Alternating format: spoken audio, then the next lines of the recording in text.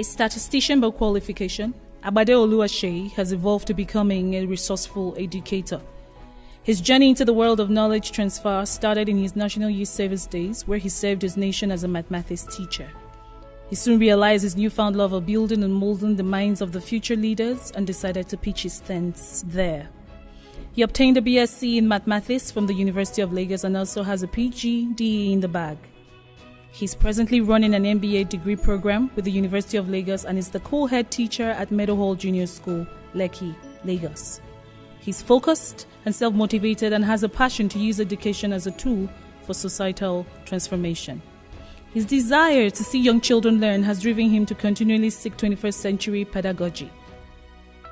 His strong background in statistics and the use of numbers laid an indispensable foundation in his extensive analysis and use of data for educational improvement by educators at all levels.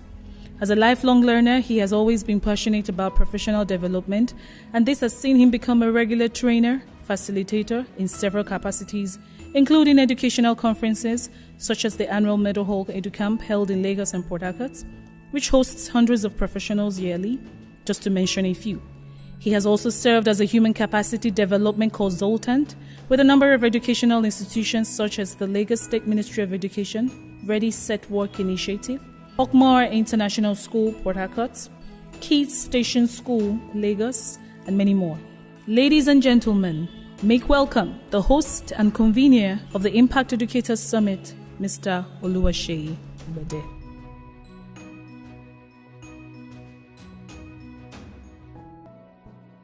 Rotimi Eyitayo has distinguished himself as a passionate catalyst for change. His approach is a rare combination of talent, experience, and research, which has made him one of the outstanding entrepreneurs of this generation.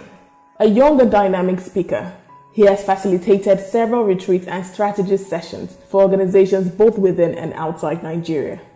He is a splendid Nigerian strategist with outstanding ideas in workforce activation, teamwork, and strategic planning. He is currently the MD and CEO of Team Masters Limited, which has been in existence since 2006, creating and adding value to schools, students, teachers, and parents. Ladies and gentlemen, welcome Rotimi Eyitayo to the Impact Educators Summit 2020.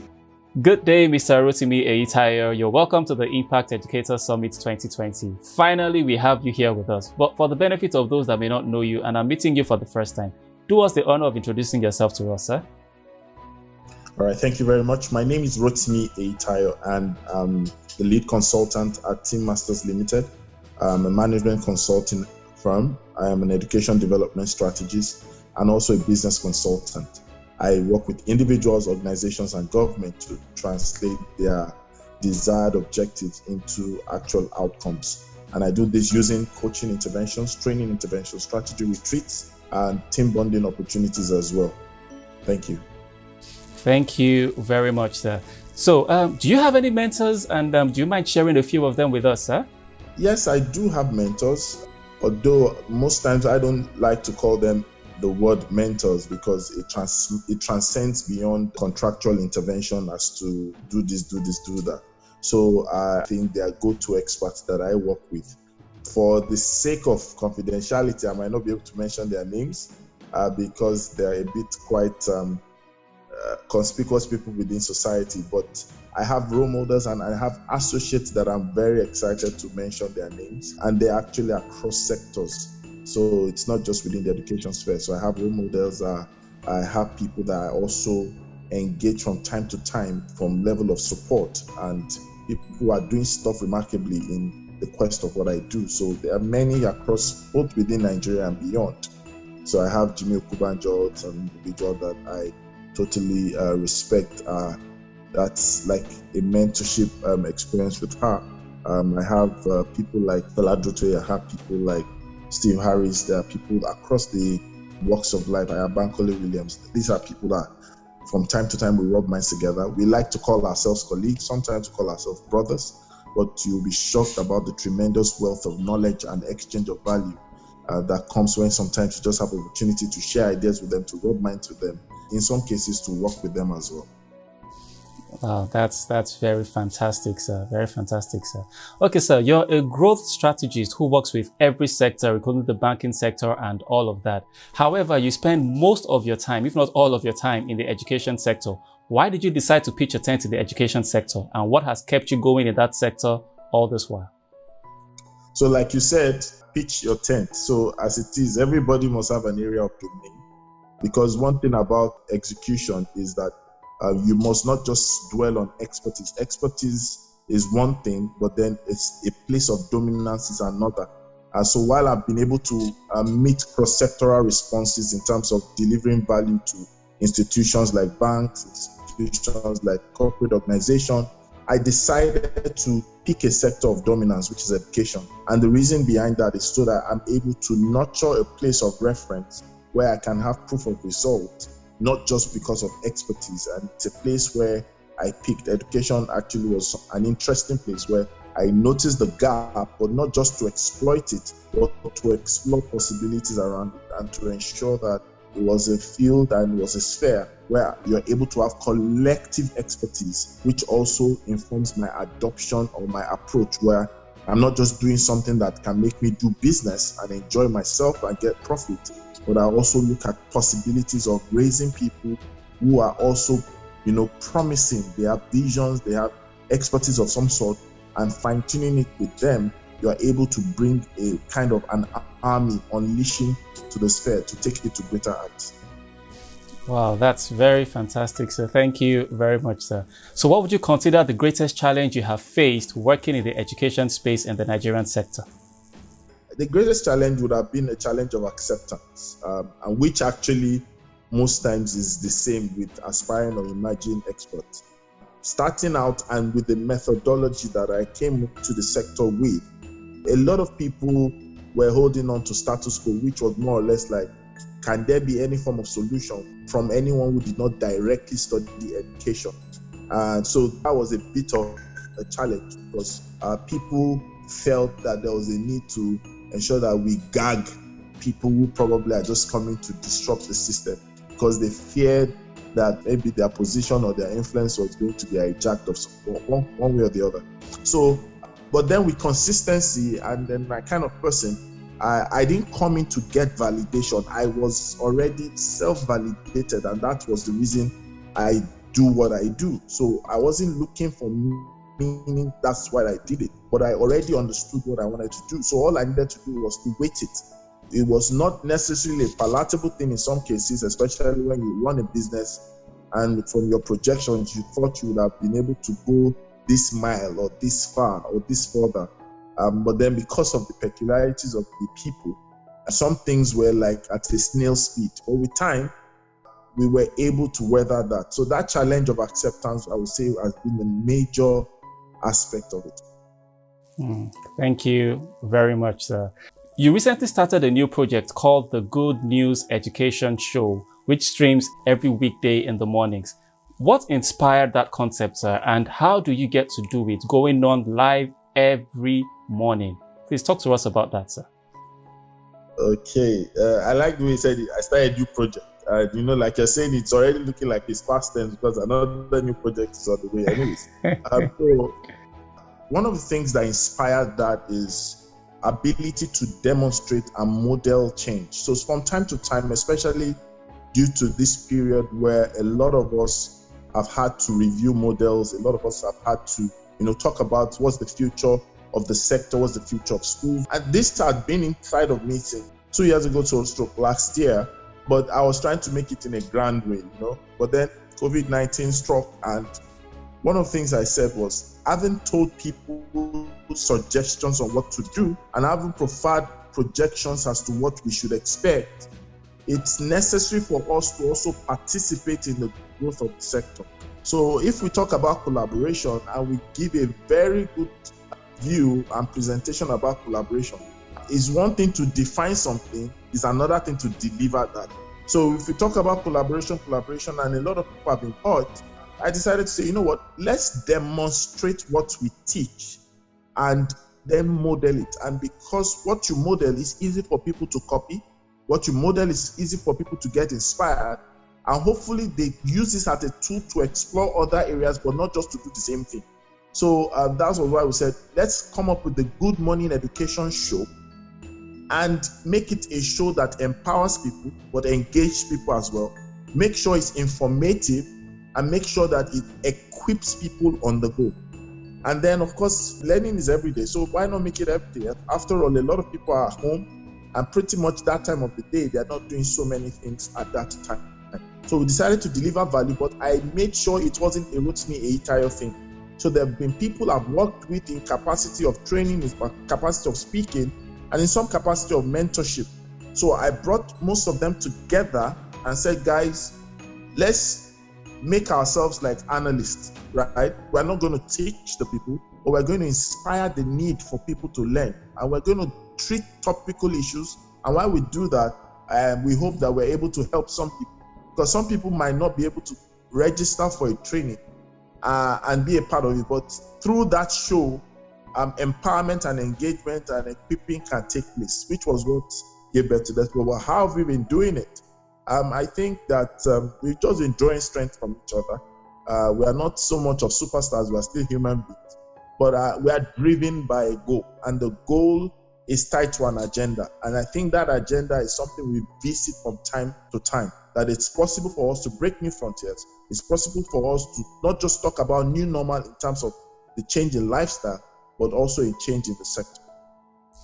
Wow, that's a very, very fantastic idea. And collaboration is something we're definitely missing in the education sector. And like you said, it's a good thing to model this thing so that people can see it and take it from there. Thank you very much for the great initiative, sir. Okay, so let's go into the title of your topic today, which is From Coping to Improving to Accelerating Through the Pandemic. From coping to improving to accelerating through the pandemic. Can you give us an idea of how bad this pandemic has affected the education sector? Well, an idea would mean, let's look at what is obvious, because if it's visible, then I think it's helpful. But then we come back in with figures. So if we want to know how bad the pandemic has hit the education sector, I just ask, who's going to open their school right now? Nobody. So if we have over 30,000 private schools in Nigeria, that can give you a clue that 30,000 schools are shut, and I mean literally shut. So that can tell you the effect of it, because every school, no matter the grade of the school, has a value chain. And so we have academic and non-academic workforce members, right? And then there are many things that evolve around the school business. Do you get what I'm trying to say? All those things have been affected. So if you have 30,000 times the value chain affected, then you can see how bad it has hit. It's not just that, but let's look at it in terms of other areas and other spectrum. So we're not talking about in terms of just having employment, but let's bring it back to livelihood. And so for every school that is short, there's a tendency that some people's income have been affected directly or indirectly. Either they are not earning as much as they used to, or not earning at all in some cases. And so that in itself, if you do the numbers, then you see how bad the effect has been.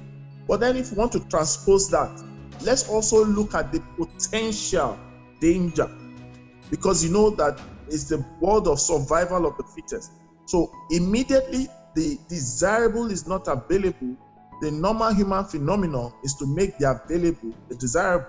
So think about a situation where some expert, some professional, somebody who's dedicated 5 to 10 years of his life doing something within a teaching profession or doing something within the education space. And then when survival issue hits that person, there's a tendency that the person look outside the current profession. We already have workforce deficit, expertise deficit, teacher supply deficit in education. Now think about what the pandemic would have done. There is possibility that some people will go to sell something, and when the schools are fully back, they're not coming back to that job. I don't know if that paints a picture. That paints a very vivid picture, especially when you're putting numbers and figures to these things. It paints a very, very vivid picture that some people may not have considered. So it has a ripple effect. Apart from just the children being out of school, it also affects other sectors, other chains of the economy. Thank you very much, sir. Okay, so looking at the business side of education, like you've just talked about now, how would you recommend that school owners withstand this shock of the pandemic, considering the fact that, the traditional models of income have been largely affected? How can school owners and school leaders withstand this shock of the pandemic? Well, I think the challenge might be not to say withstand, because if you withstand the shock, you are expecting that there's some level of hope, that something in the short term will change. But let's tell the honest truth. You actually have to get school owners to do what we call scenario planning in this situation. And in some cases, you must think like, what's the worst case scenario? So if already one of the major models of your earning and income is affected, the normal thing for schools is to make projections, not to wait and weather the storm, but to go through the storm. That's where you hear the word eye of the storm. You need to understand that if you study the sailors or you study fishermen, they are always used to things like that. That when they are out in the sea and when the storm hits, they can't say they want to roll back. In fact, the waves and the tide will be so much against them that it can destroy not just what they caught, but the ship itself. And so schools must understand that the business model is the first thing that has to be looked into, not just the operations. There's so much emphasis on school operations. So because the gates have been closed, we feel that the operations actually defines the entity. The school entity has not been closed. So the federal government or the state government's lockdown was actually something that affected the operations, a part of the entity.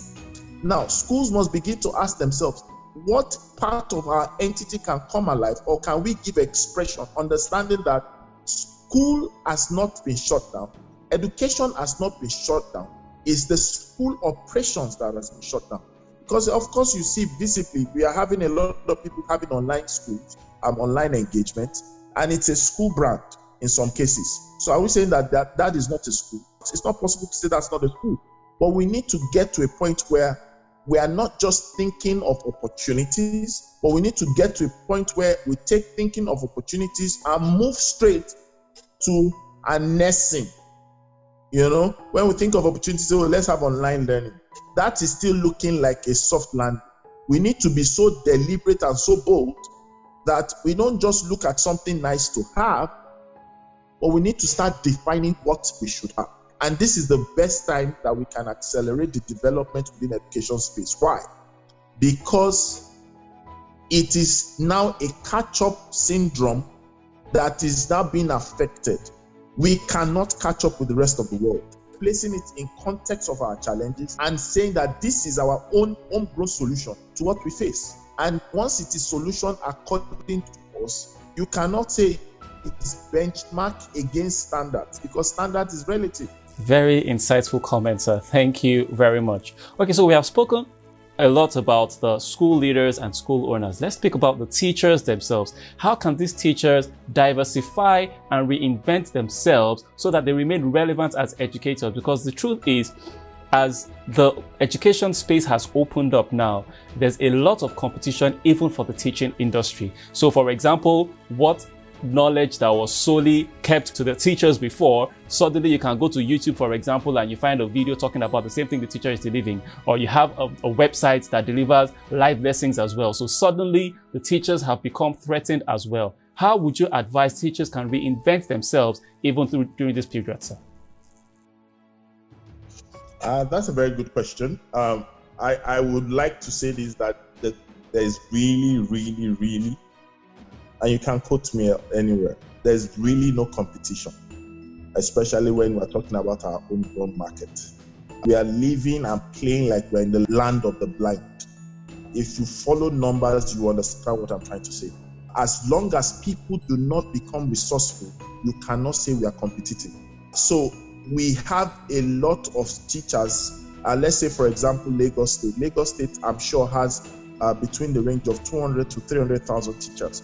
Now, if you look at that number and you look at the household in Lagos State and you look at the families in Lagos State, you look at the learning and education needs in Lagos State, you realize that we do not even have enough teachers to go around the education demand. And let me play with you with another figure.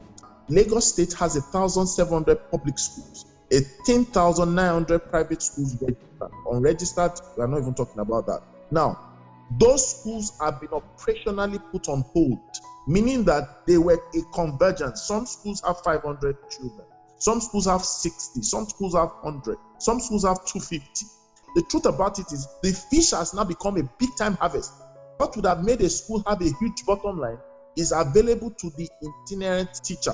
So it's only a call to resourcefulness. But when we begin to see many people become resourceful, then we can talk about competition. Do you understand what I'm trying to say? In fact, yes, we are having deficit that is now making people to look outward to the global space to see who can take care. And until when we begin to see invasion of global competitors, then we can still say there's no cause for alarm. But of course, how long do you need to wait? Because these people have statistics. Zoom recorded a phenomenal spike in user subscription just to sign up, just for COVID. The same thing. I'm sure you would have recognized Google came up with something to rival other applications. The same thing with Microsoft. Everybody's, even Facebook, even LinkedIn, everybody's tweaking their model, even Instagram. And the reason is because they are getting to see that the numbers don't lie. Now, we have never appreciated numbers in Nigeria, and that's why we are not seeing it that way. If we get to the point where we begin to appreciate numbers, listen, the very first set of people that should not even pray for resumption should be teachers. But now, what do you hear? The reverse is schools are not open. That's why we are not eating. Listen, a genuine lot, a genuine percentage are suffering because there's nothing that can be done. However, I can tell you, if they can turn that hunger and pain into fuel, there's a huge market that the money some people have never seen before. Some teachers have never earned over 30,000 to 50,000 before. If they make themselves resourceful and practice consciousness, listen, they will earn the wealth they've been eyeing and being envious of big schools. Because right now, the guardian of the schooling system is the teacher, not the institution. Right now, the guardian of the schooling system is the teacher and not the institution. Very fantastic, sir. And I really appreciate the way you put in facts and figures there. By training, I'm a statistician by training as well. So I get to do with a lot of statistics, and I really appreciate the data that you're putting in. And like you rightly said, it's quite difficult to get a lot of data in Nigeria. That is an aspect that we really lack as a country. There are many things you need to find out, and then many times you have to go into international bodies to even get data about things happening in our own country, which is very, very sad. Thank you very much, sir. Okay, sir, so you do a lot of consultations for school leaderships and school owners. Now, due to the pandemic, a lot of this leadership will be done largely remotely. So what advice can you give to school leaders and school owners on how to lead and manage their team from a remote perspective? Well, I think one of the things that will define any leader or any school leader leading remote teams is you need to get your team's readiness. A lot of us focus on the doing at the expense of the being.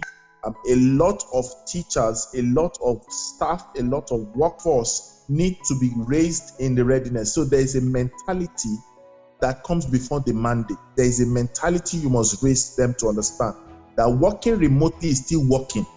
You understand? A lot of people need to understand that philosophy, that if I'm working at home, does not drop the bar of professionalism, does not drop the duty of reporting and giving feedback, regardless of how little your task is, regardless of the shortness of time. Even if it's a task of 30 minutes that you're expected to turn in every day, work is still work. And when we get people to understand that at the mentality level, there is a readiness, so that when you now say, oh, let's begin to move people to the doing of working remotely, you are not going to be solving some issues that will just, take your time altogether. So you must work with the mental readiness, and then you must ensure that there's a command, there's a mandate, and everybody must understand that, look, this is what work is demanding of us. And that measurement You must be able to make it known that this is how we are going to measure effectiveness or measure delivery. And so it's not strange. Nobody's looking at that. What's the force? Are we not just online? Our service promise is at stake if we do not do what we're expected to do, even at this remote mode of work. So once you are able to do that, half of your work becomes easier. And then you must recognize that you must communicate without assuming. You must anticipate that there is a need for communication. And so if I was physically seeing someone I'm leading, I can read their body language. They can read my body language. I cannot expect them to think of it that they should know that Oga is angry. They should know that the boss is angry. No, you must be able to communicate, anticipate clarity, in this period, because a lot of people have not mastered emotional intelligence physically, to talk of mastering emotional intelligence online. And there are two separate, in fact, workplace dynamics has changed, So it's like you're almost begging the one who is led, and the one who is led is feeling, all of a sudden I matter, because everybody is not having a front seat. Nobody is behind anyone. The only thing is that your responsibility is to ensure that you inspire, create, and deliver the change that you want them to have. The responsibility is to inspire, create, and deliver the responsibilities to them. Thank you very much, sir. Okay, earlier we talked about the business models that schools run, the traditional business models, which see that they have their income in cycles. So usually they have their income in 3 cycles, which are usually the terms in the year. Now, a lot of schools have planned their expenses and expenditure around this situation, but we have seen a situation where these have affected a lot of expenditure. So a lot of schools have gone into capital projects, maybe buildings of new facilities and all of that, in anticipation that at the end of the term, the new cycle will come in, the funds will come in, and we'll be able to continue with this project. But then we were caught halfway in the second term, and then plans have been changed. Some of them have started these projects on loans, but even if they are not running on loans, they have been set back largely as a result of the fact that this income didn't come in as at when due. How can they come out of this situation, sir? Well, this is the time where we need to put to test all the gibberish sometimes we get to hear people say. We say 21st century skills. You must have creative thinking. You must have all those thinking. You must have all those. This is the time that we'll put it to test. Are they mere rhetorics? Are they actually things that we deliver in reality? Do we just resonate with it because it's online? Or does it come as a practice? Because right now, schools will now see the place of having a think tank in their school. You must begin to think on your feet, and you must begin not just to brainstorm, because the cost of brainstorming is time. You don't have time. Your bills are running, and then the sphere and the landscape is changing. You see, so a lot of schools might now see where they have missed it in developing their people. So you find out that the only superstar factor of most schools is their name, not their product. And when I say product, I'm not talking about the children. I'm talking about the workforce. You must have people in an organization that you can say, this is our mini project, our school within school. And sometimes those are people that will save the day. I know some exceptional educators who themselves have voices in a way. This is the time schools might need to diversify, divest in those people and say, look, the market seems to favor the individual. We will push the available funds for this purpose, not for you to spend. We don't mind you becoming popular. We don't mind promoting you, and probably you stop being a staff. But now we are partners in progress. We are on board of your organization. We can even buy up your organization. Imagine your school says that, you know what, name your price. We're going to give you 50 million. We're going to use this as a vehicle to bounce back in the short term, in the mid-term, and eventually in the long term. But you see, because we are not having TikTok, some solutions you will say, they'll say, God forbid. What do you mean? You know why? When solutions alarm an individual, it means their mind has not yet been liberated. It is so difficult for that thing to sit in. And once it can't sit in, guess what? You can't run with it. It's not because it's not in fine print. It's not because it's not in PowerPoint. It's not because it's not in graphics. Listen, if somebody tells you something that sits well with you, even if it's a sentence, you will run with it. But if it doesn't sit well with you, no matter how packaged it is, you will always have this tug, this tussle inside you. You are not sure. That's how it works. Now, imagine at an organizational level. But you see, when you don't see your people as developed, you will check that how can I put this much money in an individual, forgetting that what makes a school is not the building and not the name, it's the people. The workforce is what makes the school. But then if you feel it's too much to invest in 2, 3, 4, 5 people and create an agenda through them, right? Guess what? We are still going to get back to ground zero. So there's no way out for some people who cannot do something that seemed crazy, but they've never, after all, they are losing money anyways. Wow, very, very impressive, sir. Thank you very much, sir. Okay, so would it be right to say that this pandemic has been a silver lining for the education sector?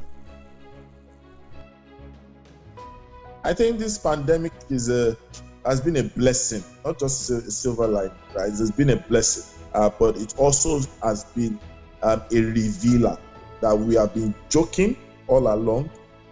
Most of the nice things we've been saying in conferences and seminars, they have just been to tickle the fancy of the head, but it's missing in the heart experience. So this pandemic there's anyone that is going to be truthful to themselves, has shown us what we can do with the resources that we always anticipate and desire for. Because when people can't do anything with the little that we have, that looks like a crisis, when resources come, what will happen? Squander it. But you see, in the midst of it, a lot of people have found their voice. A lot of people are heading and getting the gold out of the pandemic. A lot of people are increasing their impact and milestone at a global level. A lot of people are causing disruption that will affect institutionalization of schools. But you see, a lot of people are doing videos that they are hungry and looking for rice and beans in the same pandemic. Wow. In the same pandemic, really, really mind-disturbing. Really mind-disturbing. Okay, sir. The next question is, do you think that the government's response to the pandemic was ideal? And if not, what do you think the government would have done better, particularly considering the education sector? I think we need to recognize that there are certain times we ourselves, we see what government does. Government is always going to follow, number one, the numbers, whether they're objective or not. They will follow the numbers. We've never communicated the numbers to government, so we cannot expect government to take us seriously. And until it is their interest, we will not become priority. So complaining about what government does or not is really from our own end. Can we create a case for change and communicate the case for change? We can rant all we can on the streets of social media, but until we communicate a case for change before we are taken seriously. And they must see it in the place of numbers, because government gravitates to numbers. They think of election, they gravitate to numbers. They think of constituency, they gravitate to numbers. They think of people who elected and they gravitate to numbers. They think of party interest, they gravitate to numbers. So it's not enough to look at the terminology, education is important, but we need to recognize, can they see education as numbers? We need to get to that point. The response could have been better, especially to the people responsible for education. Ministry of Education, especially state-led, have been a bit tacky in their messaging. They've not been as proactive as they should be, and they allowed a lot of gaps in interpretation of so many things. So there they dropped the ball. Even at the federal ministry level, the messaging has not been quite okay. So you are hearing people not sure of things, and then you are hearing people saying, what exactly do we do? For a ministry, it is their role. This is the time where they shouldn't be sleeping. This is the time where regulatory functions should actually be seen, should be heard. We should be seeing them in and out of meetings, just like you're having the presidential task force situation room. There's nothing out of place to be having briefing every day and talking collaborative approach. You must talk consultatively, wide spectrum, engage people, postulate scenarios, so that at the end of the day, you are not just talking just so that it's formality. We need to open school. Everybody needs to know, and then we will not be chanting when we know that there shouldn't be. If we know that it's January, we won't need to go into the street of social media, we're doing webinar or something we already know. And that's why sometimes they laugh at us, because there is no coercive effort, there's no coercion. They're not seeing us coming as a laser beam. So they just laugh and say these are people who are just passionate and blind. But you need to get to change your pursuit from being passionate and blind, but also to be precise. Precision makes a difference. Yes, sir. Thank you very much, sir. Okay, sir. So there's been a lot of back and forth about whether schools should resume or not. What is your take on this? Do you think as a nation we are ready for our schools to resume, or we still have to wait a bit more? What do you have to say concerning this, sir? The truth of the matter is there's a business principle that says follow the money, right? So if we speak about money from the perspective of the buyer, when we think about it from the perspective of the client, I would say that one challenge is resumption as at now might become more or less a difficult twist. So parents might not even send their children to school, even if right now schools are told to open. So you are now having an issue where the operational ban has been lifted, but then you're not having your transaction consummated, because what makes schools earn is not because the gates are open, it's because the clients are coming. We need to recognize that the guidelines for resumption is just a part of the work or the work. There has to be messaging to inspire confidence for people to take that risk. The truth about it is, it's all a risk. Even when everybody says go to the clan, it's still all a risk. And that's why I said we're not speaking. Schools should not be clamoring for resumption. Schools should be finding creative means to communicate and create messaging that the parents do not feel there's a question they don't have answers. And the same thing, the ministries must begin to warm people up. So it's not just a date. See, we always give too much credence to a date. So we are resuming in 2 weeks' time, next 3 Mondays, we are resuming. The dates do not change anything. Do you get what I'm trying to say? It's the messaging behind it. Just like, for example, when it's your birthday, it's a normal day for another person. But because the message around it is happy birthday, it's your birthday, you just feel a sense of excitement. You feel you shouldn't work so much that day. You feel you deserve all the accolades that day. But guess what? It's a normal day. That's the same application for the resumption of schools. We must make resumption something worth messaging, that people would now not mind risking. We take risk every day. Are you getting what I'm trying to say? We take risk every day. But then it's because we are not seeing the face of risk. That's why we are actually going towards the face of risk. Anybody that flies in the country is taking risk. But if you now begin to check and they tell you the state of aircraft, the time they service them, you will not fly. Everybody knows that the roads are like death trap, but people travel every day. But as long as they are not seeing that, they will not think about it, right? Where your sight goes, your might goes. Where your attraction lies is where your strength follows. So we need to make people begin to see that. Unfortunately, it's not even the norm. We've not been doing that. We've been running school system on a monopolized model. You need us now. You understand? If your children will be educated, you should come to school. If you don't do WAEC, you are not literate. Do you get that kind of thing? But now, yes, people are announcing that a child can be out of school for more than 6 months. Not because school was on and they were not there, because everybody was at home. You know what that is? There's a messaging in that. Very subtle. Life can go on without school. And if we get in a situation and a state long enough that we are not in war, but yet life is continuing, you know what? People will now begin to see what's the fuss about too much funds going into school. Can't we just deal with literacy ourselves? And guess what? Like you said, we are resourceful tools that can make those things soft landing. So if you want to learn a new skill, you want to learn a new language, there are many experiential platforms that already exist, which are now a new alternative. So the future of school is vocation. The future of school is vocation. Thank you very much. And I'm sure people are beginning to think of things they never thought of before. Thank you very much, sir. As we begin to wind this down, if you had the opportunity to be the Minister of Education for 1 day, 24 hours, what would you ensure you do with your time in office? I would restructure the ministry's function in terms of the workforce and department.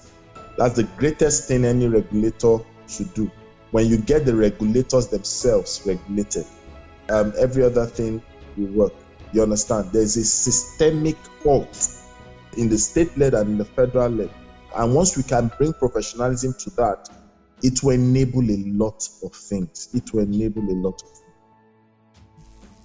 All right, sir. Thank you very much, sir.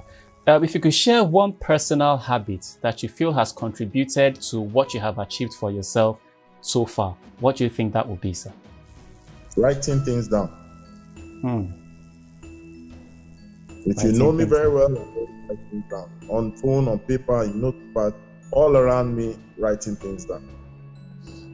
Thank you very much. So someone is taking that tip down right now. All right, if you could recommend maybe one book or one online resource for our educators out there, what would that be, sir? One book, maybe Better Than Good by Zig Ziglar. Better Than Good by Zig Ziglar. Thank you very much. I'm sure someone should look out for that book and get a lot of highlights and tips from that book, sir. And okay, sir, so if people needed to connect with you, find out more about what you do, and even secure your services in one way or the other, how best do you think they can do that, sir? Well, I'm on most of these platforms. I'm on Instagram. My name is Rotimi Eyitayo. I'm on Instagram. I'm on LinkedIn. I'm on Facebook. My email is rotimieyitayo@gmail.com. I keep it simple so that I can reach out easily. Of course, you can also get me across several platforms. I have a YouTube channel, and that's one of the best ways you can also reach out to me. I believe that once you do that, definitely we'll be able to start the conversation. Okay, sir. Thank you very much. Now, on a final note, how has this pandemic affected you personally, sir? It's affected me a lot, but not necessarily negatively. The pandemic has just made me to stop taking some things for granted. It's made me to appreciate friendship. In my work, I travel a lot, so I miss flying in the air. You know, so I had a goal of 8 countries this year. Wow. But it is what it is. So the pandemic has affected me in that area. But it has just made me to appreciate the value of time, space. I've done a lot more during this period. And then, of course, just the beauty to be available and accessible as opposed to when it had to be physical. It's making me work more and can be tiring at times, but you have to deliver value. You also might not start doing videos that maybe imagine me doing bread and tea or something. We have to do what it is. We have to do it. All right. Thank you very much, sir. Now, on the final note, any last words for our viewers, sir? Well, I think the last words would be to believe. To believe. I think we are held bound and we're held back by the fact that we don't sell to ourselves belief. And I'm not saying just faith, I'm saying belief. If a lot of people out there can just embrace that fact and believe, the things that they are toying in their head will not stay longer in the head, it will appear in their hands. And when you do that, a lot of things happen. Thank you very much, Mr. Rotimi Eyitayo. It has been such a wonderful time for the time we have shared with you. You have given us insight into many, many areas, and we are so glad you're here. And I'm sure the viewers are excited as I am as well. Once again, thank you for being on the Impact Educator Summit 2020. Thank you very much. It's my pleasure.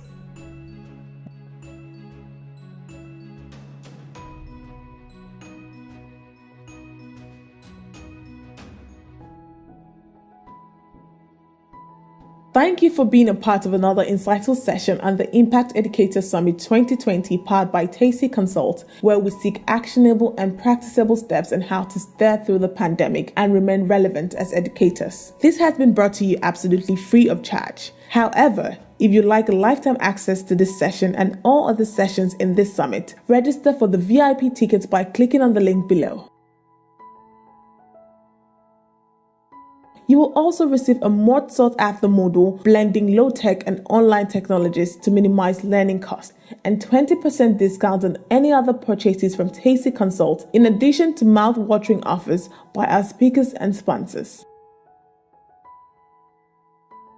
Your feedback is valuable to us, so do so at the feedback section right at the bottom of this page, or send an email to impacteducatorsummit@hastyventures.com. We appreciate all our sponsors and partners for joining us to use education as a tool for societal transformation. Join us on the next inspiring session as we host another special guest on the Impact Educator Summit 2020.